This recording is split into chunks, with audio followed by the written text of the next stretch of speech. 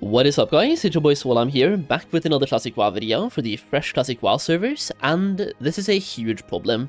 Today we're going to talk about a huge problem in fresh Classic WoW, and no, it is not botting, but I guess it's in the same category.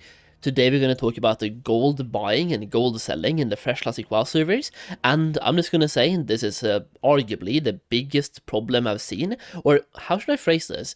I've never seen gold buying be this obvious and transparent and apparent when it comes to any version of Classic WoW, whether it was back in 2019, Season of Mastery, Season of Discovery, or now fresh Classic WoW. I think, like on the percentage base of the player base right now, I think the most people are currently buying gold. Like, if you compare this to Classic WoW 2019, you didn't have this percentage of the player base actually buying gold, and people are just doing it so obviously. To give a couple of examples here without calling anyone out, most of you guys probably heard about OnlyFans, which is like the hardcore guild in North America with all the streamers and stuff. They're playing on the PvE hardcore server in North America, and a lot of those streamers also wants to play on PvP, but they are pretty much like, not forced, but they're choosing to spend their streaming time playing in OnlyFans, and two of those streamers, which are pretty big streamers, have been alt-tabbing on stream, where they have 2,000 or 3,000 gold on a warrior on a PvP server and getting boosted in Maraudon. So they have been getting boosted all the way to about level 50 now on a warrior and paid 2,000 plus gold for those boosts, and the only character they have had on that PvP server was that warrior. And you could probably say that somebody might have donated them gold, but what are the chances of them getting donated 3,000 gold from random viewers, or they just bought the gold? These are about 1,000 view Andes on Twitch, and they are once again playing in OnlyFans, alt-tabbing, getting boosted on stream, and showcasing themselves having a couple thousand gold on a warrior at level 40. And also, to bring some of my own personal experience in here, I have two friends playing on the same server as me right now in Fresh Classic WoW, like two real-life friends. I have multiple in-game friends as well, but two of my real-life friends, they're both openly paying for gold. Like, they both bought gold. That was a hard sentence to say. They both bought gold, and they were very open about it, and they said to me, yo, I'm just gonna buy some gold, and I'm gonna get boosted as far as I can with this gold. And when I asked them why, just because, like, I just wanted to have a chat, right? They told me, in their words, like, they've leveled a warrior multiple times in Classic WoW, and they want to be a warrior in Classic WoW, but because they have leveled a couple of times before, they would rather just pay to skip that leveling experience this time around, because once again, it's an experience they have already had, and they don't feel like having it again, but they want to be a warrior at max level, and they can level up simply faster by getting boosted, right? Speaking of gold buying, there was recently this meme shared on Reddit as well, which is this one right here, the current state of Anniversary Fresh, and I'm not gonna lie, like, first of all, I just saw this and thought it was funny, but it really, like, this is kind of how it is. People are, once again, RMTing or buying gold, and then buying items and services with that gold. The whole level 1 to 60 boost here is basically exactly what's happening, because people are buying gold and then getting boosted by a mage pretty much all the way to level 60. Especially for an alliance, we have, like, people are boosting all the way. Like, from level 10 to 20, you probably do Dead Mines, level 20 to 30, you do Stockades, 30 to low 40s, you probably do something like Scarlet Monstery, and then you can start doing either CF, Maraudon, or even Sunken Temple, all the way pretty much level 60. You can do Sunken Temple to about 57 or 58, I believe, and then you just have 2 more levels left to go, in which case we even have a lower Blackrock Spire boost now, and BRD boost, and even Dar Maul boosts.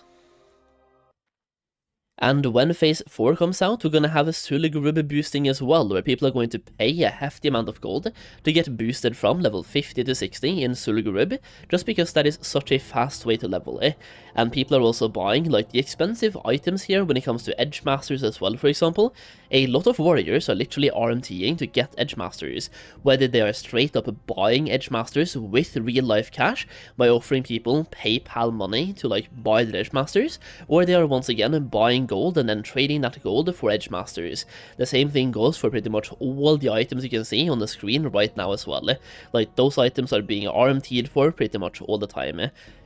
In addition to that, one way that I've kind of noticed that all of these RMTers are basically circumventing the whole you can't sell gold in trade chat, going around that, is that they have been posting something called a power leveling Discord, or just a leveling group. So they're posting a Discord server, and they're calling it either a Discord power leveling community, or a leveling community, like join the best leveling community in the server, or join the best leveling community in Classic WoW.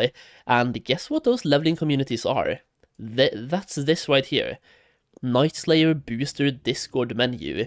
Like, they're telling you to join the best power leveling community, or the best leveling community, or the best boosting community.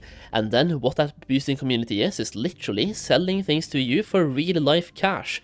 In this case, Lower Blackrock Spire full run is 25 bucks. UBRS, a rend run is 15 bucks, full run is 30 bucks. You can see all the prices here, like they're selling absolutely everything. Dire Mall North, Dire Mall West, Dire Mall East, Stratholm, Skolemans. They're selling certain items as well, like BRD farming for the SGC for you, and also Hodge plus SGC, or just one of them, or both. Then you also have Stratholm for the Mask of the Forgiven, and you also have attunements. They're basically selling absolutely everything in one place. And the thing is, these Discord servers are being advertised in trade chat all the time, or I guess I should call it looking for group chat now, because that is where they're advertising, and they're not getting banned for it, because in trade chat or looking for group chat, they never advertise selling things for real money trading. There's no RMT involved in their message. They're just calling it a boosting Discord, leveling Discord, or simply a community, and then linking you to the Discord server where all of the shady RMT things are actually happening. You also have, for example, the second page here as well. So like, this is a message here, 175 gold for a lockout. So like, when farming for SGC, you pay per lockout. So you can pay with gold, but the prices are listed in cash, but you can also pay with gold. But like, this is just so sad. People are paying to skip content way more than they ever have. I don't know, man, like for me this just makes me so sad, and it really makes me demotivated to play as well, just because of everything happening. You have the gold buying and gold selling fiasco, you have bots being rampant, like more rampant than ever, and Blizzard straight up ignoring them. They're just making so many mistakes, and the state right now of these fresh servers feels like the vibes are off. Like, the vibes simply are off, and I keep trying to just play to have a good time, but when I'm thinking about all of these bad things, it makes me not have that good of a time, if that makes any sense.